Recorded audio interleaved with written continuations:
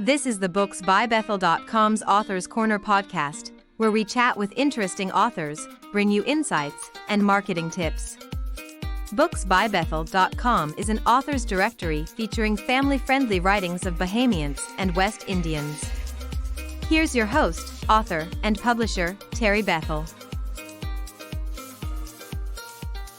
Well, welcome to another episode, another edition of the Author's Corner with Terry Bethel. I'm your host, Terry Bethel. And today I'm excited because we have with us Mrs. Bekera Taylor, all the way from Eleuthera, Bahamas. And she's such an exciting lady. She's such a busy woman to even allow us this opportunity to sit and chat with her, because in addition to writing a book, she wears so many hats, and I'm going to allow her to share a little on those hats. But I know her as a business person. I know her as a farmer extraordinaire and a networking giant who has a heart to pull people together in the community.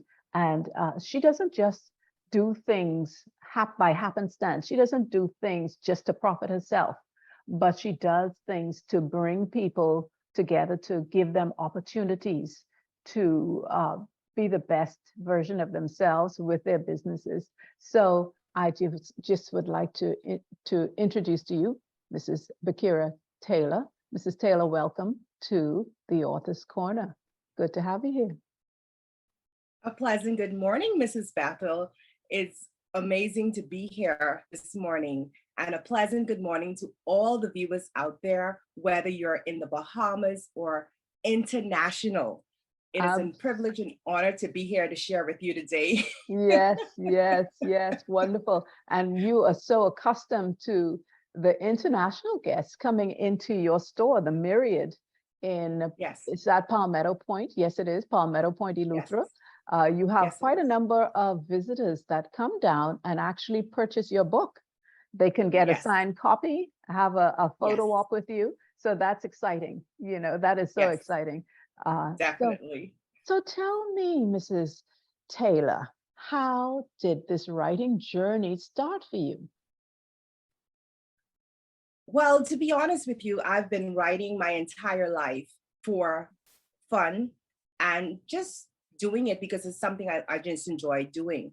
But as a book, it relates to a book, that journey did not begin until I had to question God on some stuff about why people treated me a certain way after I would have been so helpful to them, after I would have just been genuine with them and real. And one of the things he said to me is, they don't understand you and they don't know who you are. You have to write a book so people could get an understanding of who you are and how I'm connected to you. Mm-hmm. And when he said that, I was like, what? And I kept thinking about it. He kept imparting information to me as to what to put in this book. Because my first thing is, what am I putting in this book? He said, your experiences, your encounter, your life. And I sat down, started writing down some information on what I figure each chapter would be and how it would be able to help people. And I was like, Lord, what's the name of this book? And he said, I am. I'm like, I am? I'm like, that's a powerful affirmation. I am. He said, yes, I am. Because people need to know they are not who people say they are or assume they are, but we are indeed who he says we are. And that's all he needed to say. From there, that pushed me to the understanding of knowing what I was writing. And within 3 months, the book was written and done. Well, that is a record time, but it is all for those who are watching, who are new writers. They need to know that it is doable. People do that because when you are full, it just comes from within and it overflows. That's the message that was in. You didn't have to conjure it. And there's so many life lessons out there, so many people who have stories to tell, and your hands are also being used as tools to help tell their story. And so Yes. that is an amazing part of the process. Now, I just want to backtrack a tiny bit, because you said that you've always been writing. But what some people don't know is that you've also been coaching junior writers. You've been stirring Yes. up a gift in others, the children in Yes. Eleuthera, Spanish Wells, and Harbor Island. You've been teaching them, and it's like stirring up the fire to give them a Yes. desire to write. And it's Yes. so important, because Yes. children need to read, and not Yes. just to be able to communicate and to write, but it's kind of cathartic, isn't it? Because they can begin to express themselves, understand themselves, and it's just a wonderful gift to yourself to read. And so thank you for doing that. That's really an impressive seed that you have sown in the community. And so now you say that you wrote it in 3 months. What do you think was the most difficult part of that process in writing? Because you write the book. It's the first time you've embarked on the journey. How did you research? How did you research how to write a book, or telling stories is different from writing a book? What process did you take? Well, the first thing I did is, when he gave me the title, I researched the title and the name to see if there was any other book out there with that name, because I did not want something that was a duplicate of somebody else's name. That was the first thing I did. After I did that, and I played around with the layout of the book, and I saw the chapters that he was pulling from me to put in the book, I realized a lot of the things were biblical that needed to be in the book, because it's a biblical foundation of who he says we are. So then I went to libraries, I went online. I was more intentional about studying the Bible a bit more to get a proper understanding of the I am affirmation. I see. Yes, I see. Yes. Wonderful. Yeah. And I guess we should say too that you are a minister of the gospel. So you are an evangelist. And Yes. so that is a part of who you are. That is a part of the I am Yes. story. So that just who you are comes out through the fabric of your stories and your books. Now, And it's so ironic you said that, because when I wrote the book, I was not even ordained as an evangelist yet. It wasn't until afterwards a friend of ours saw the calling in my life, yes. As well as my husband's, and they invited us to do a class in reference to ministry.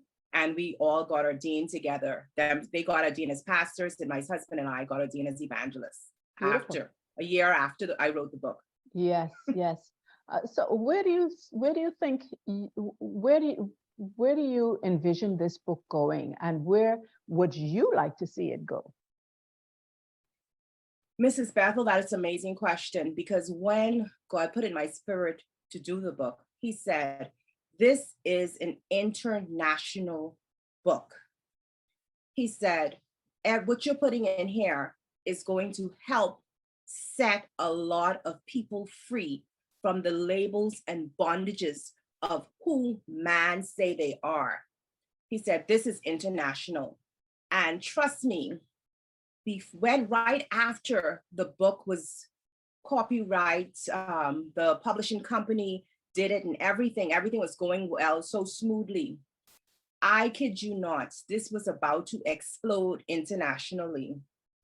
The company went bankrupt and shut down that did my book, published my book. It was it was a fight. And from then to now, because that's been 4 years, I have not been able to really get it to the point where it should be. So many distractions in life happening. And just the beginning of this year, he keep perking in my spirit. You need to make sure this book gets out there where I told you it should be. People are waiting on this book because the truth be told, it's really a book of deliverance to help people be really set free so they could start living their best life. Yes, I think that is God's heart. And I am seeing a lot of people coming to the fore right now to tell their story. And I think it is freeing to tell the story, and it is a blessing to those who need to be freed, because the common thread, unlike yours, a common thread is that I just didn't know what questions to ask. I know that I've been burdened. I know that I've been marginalized. I'm hurting. I'm dying. Somebody help me. But a book like yours, they might not see their name in it, but they can see a script in there that says, yes, I can relate to this. This yes, is really something that that tugs at my heart and shows me that I can get through my challenges. So give us a little taste of some of the stories in your book and how they came about, without, we want people to buy the book. We don't want to tell the whole book, but we want to give them a taste. What I can do, the book is 22 chapters long. Yes. But yet it's not long. The book is so unique. If you're not even a vivid reader, you can look at my book and go to the chapter where you feel you need help with, because the chapters are labeled based on the situation. So each chapter talks about stories on that situation, whether you have been abused sexually, whether you are a backslider, whether you have been on drugs or addicted to something, whether you've dealt with demonic forces. All of these things are in there, and they're basically verbatim by chapter. So you can actually go to each chapter. Even if you are in a marriage, in a broken marriage, you've dealt with adultery, or you have challenges with adultery. All of these things are in there. And something you said a few minutes ago, and that's one of the things I love about my book, is the fact that it's a how. We always look at people in these crazy situations, especially women, for example, who stay in these abusive relationships. And we always look from the outside saying, she's so stupid. Why she keep staying there? Why she don't just leave this man? She ain't tired getting beat up. We don't look at the flip side. She may possibly just don't know how. Yes. She may have no resources to fall on to, because that's a safe net of security. She just may possibly not know her self-worth to know she deserves better. Right. So this book opens your eyes and understanding to all of that. It shows you the how, the process, the whole 9 yards. Right. And the information in this book comes from a place of me knowing, because I've been there, of me helping people who've been in some of these situations and who are free and now living their best life. Some of the stories in there of people who refused help, even though they knew the way, they got help, they just could not shake the labels, and they're dead and gone right now, or living in a very poor, dire mental state. That's a sad state to be in. But unless you have been oppressed, you cannot relate to the hurt, the darkness, the stench, the feeling of hopelessness and helplessness. And so it is important, and especially for people like ourselves who speak to people on a regular basis, who have gone through, and we have gone through our own situations, as you said earlier, and that is what I think gives us as authors the compassion to share stories. And we are doing a similar thing called, when I say we, Inspire Publishing Company. We're doing a similar thing in telling stories of overcoming, courageous overcomers. And there's never too many books, there are never too many outlets or voices to come out and say, hey, listen here, you can get the help. This is the way. You might not be able to pick up with my style, but certainly you can pick up with Mrs. Taylor's style or somebody else's style. Some people tell their story in a fictional format. Yours did not go to fiction. Yours was more true to life.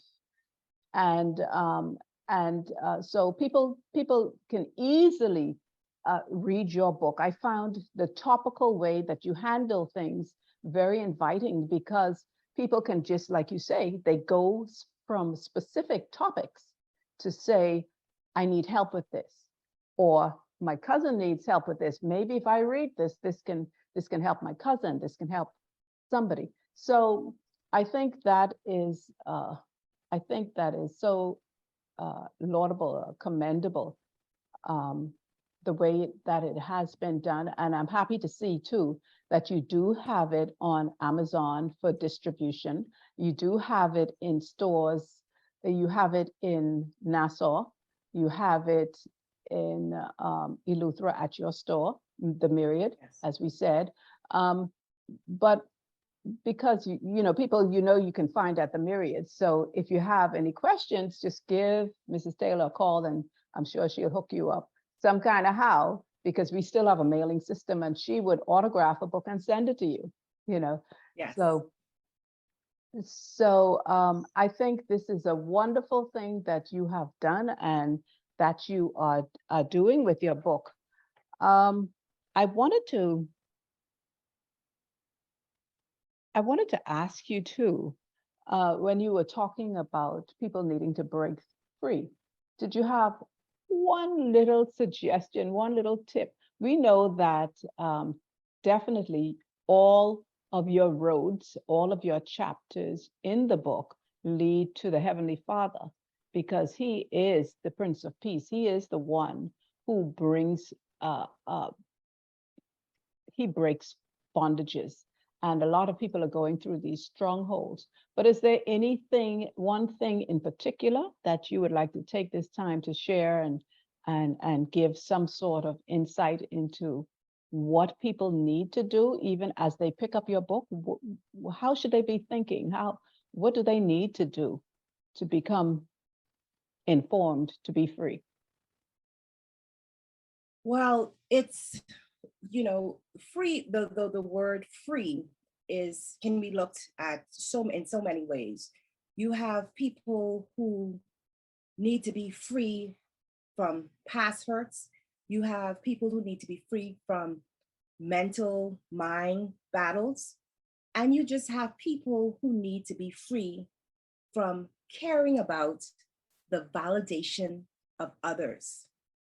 All of those categories. Because, I've had some people who said, well, I don't need to be free because I don't care what people think about me anyhow.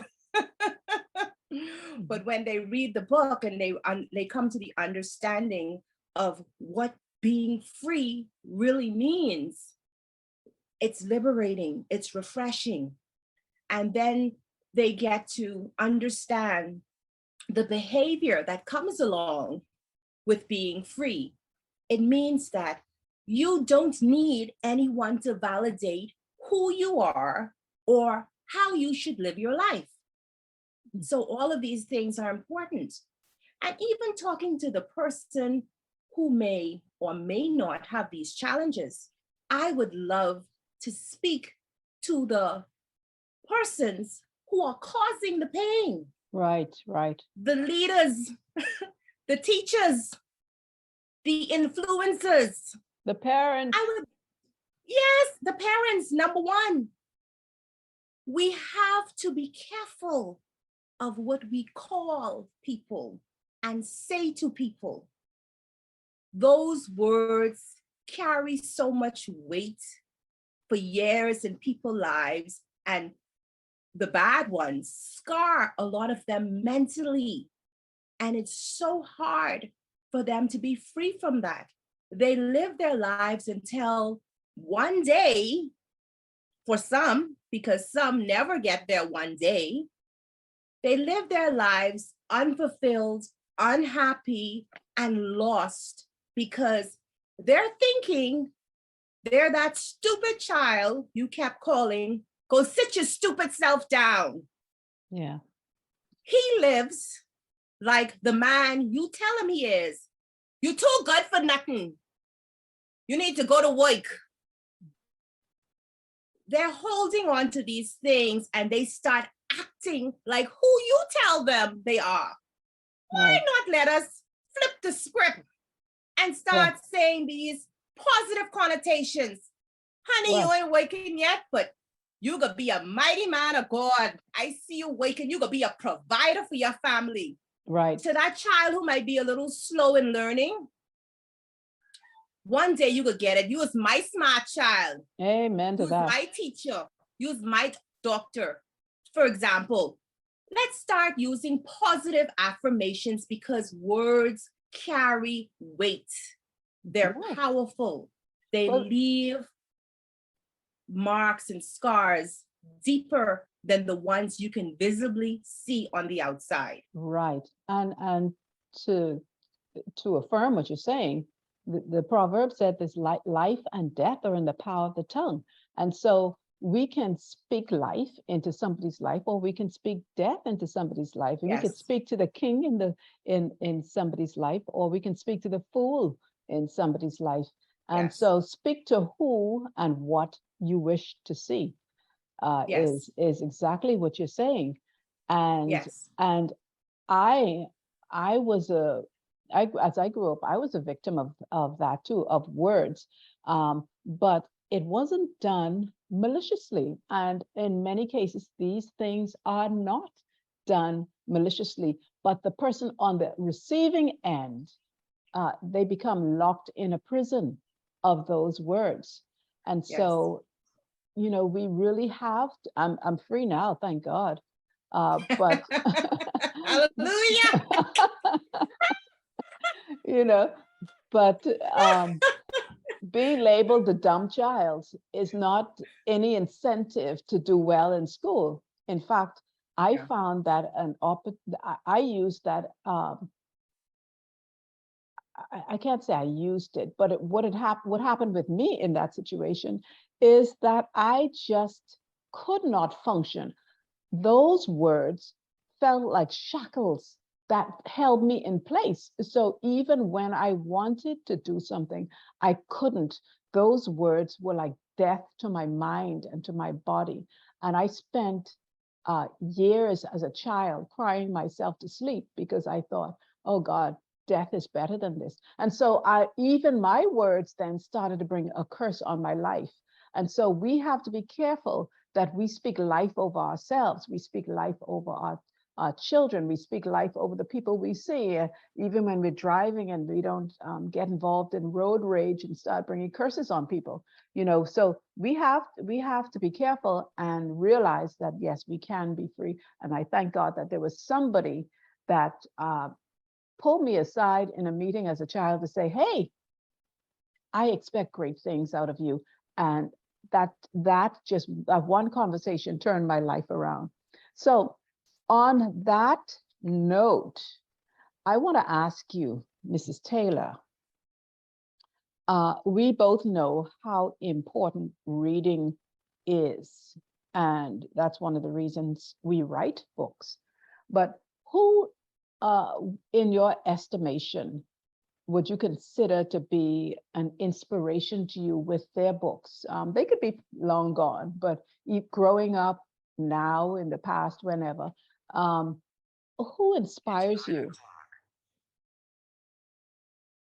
Well, not to sound overly religious, but believe it or not, my truest inspiration comes from the Bible and the stories I've read in the Bible, growing up in church, listening to different various Bible stories, Mhm. because I was always taught that the Bible acronym, basic instructions before leaving Earth, was very important.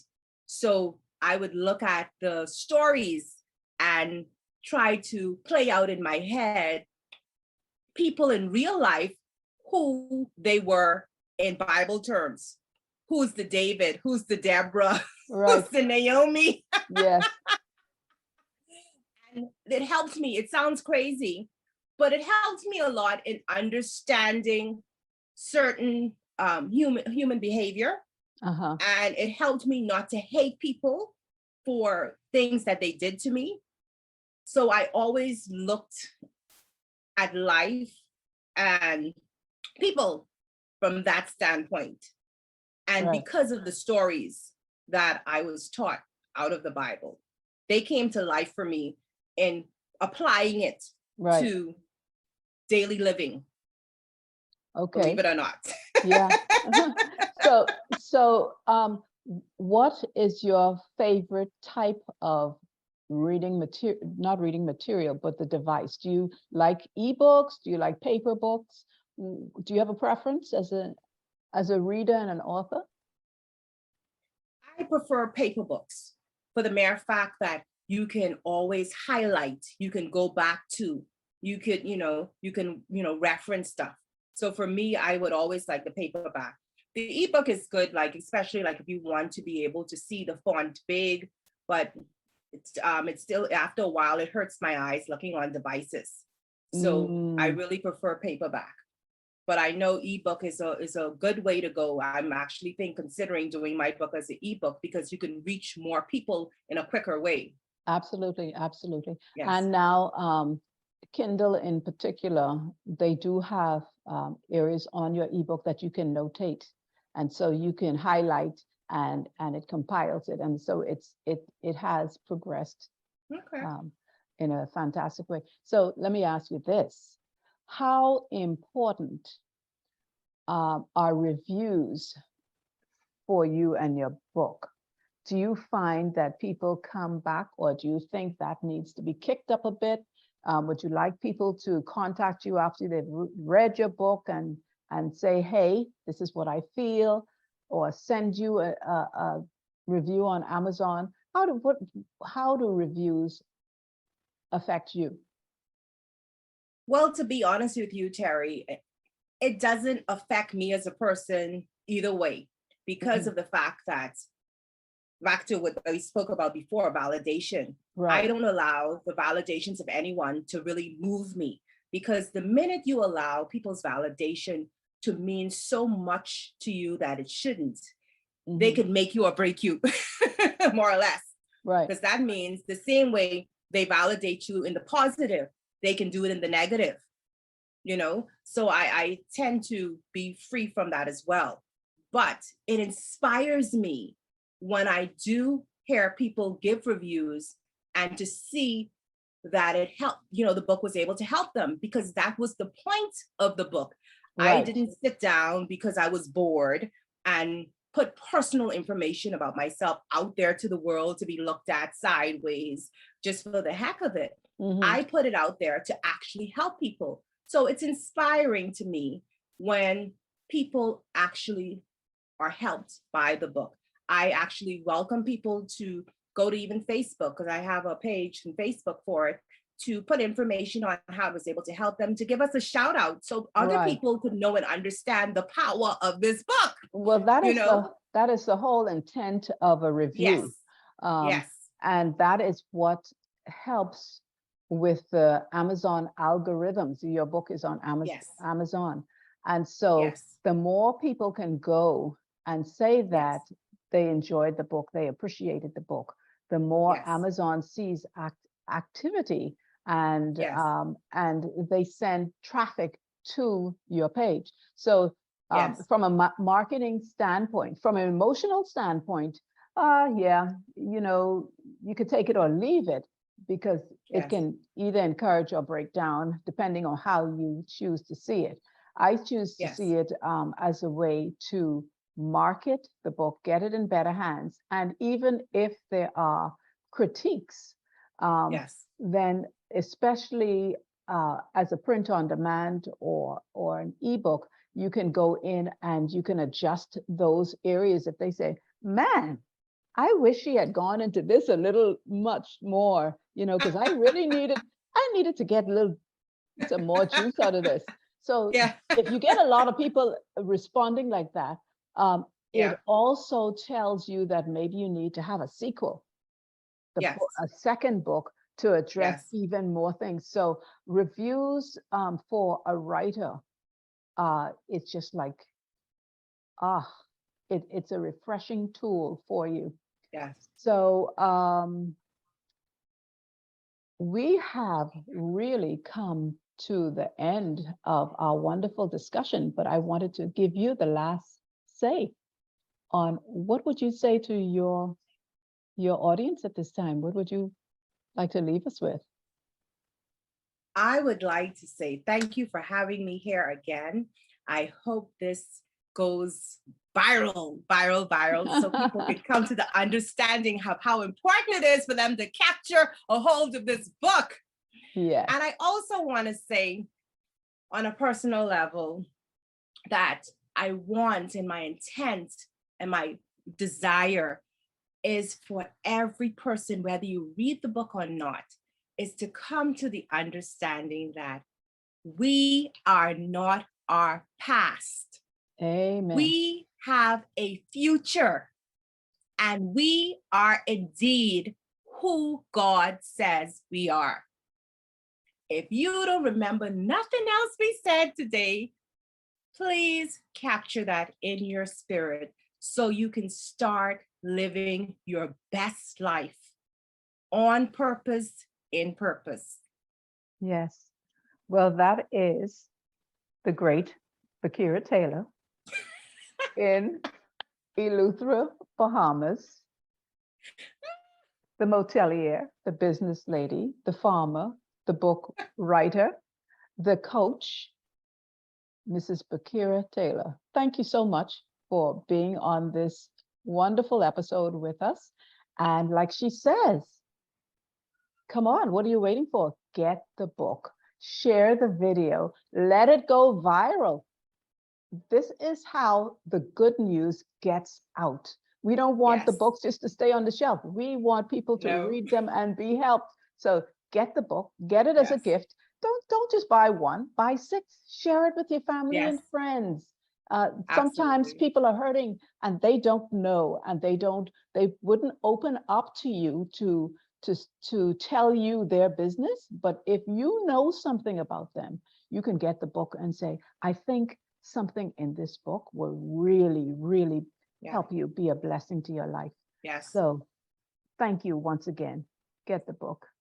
And if you like this video, like, subscribe, and share. I'm Terry Bethel. Thank you for joining us.